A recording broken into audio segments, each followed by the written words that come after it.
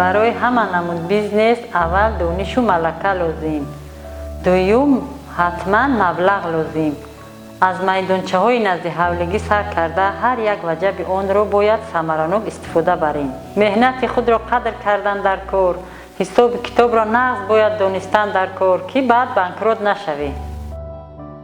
имрӯз хушбахтона гранти президенти ҷумҳурии Тоҷикистон, гранти раиси вилояти Хатмон, дастгириҳои барномаҳои давлативу лоиҳаҳои USAID, барномаи Созмони Милали Муттаҳид дар оғозу пешбурди фаъолияти соҳибкории занон бахусус занони кишоварз бисёр назар расанд. Ба ҷавондухтарон маслиҳат додани ҳастам, ки бештар ба илму дониш рӯ биёранд ва зиёдтар технологияи навини кишоварзиро омӯзанд.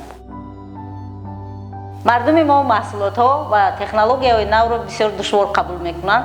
онҳо нисбати навовариҳо боварии комил надоранд. аммо дар асри 21 мо бояд ҳар рӯз бо як навигарӣ ошно шавем. барои савдо аз рӯи бизнес план кор кунед.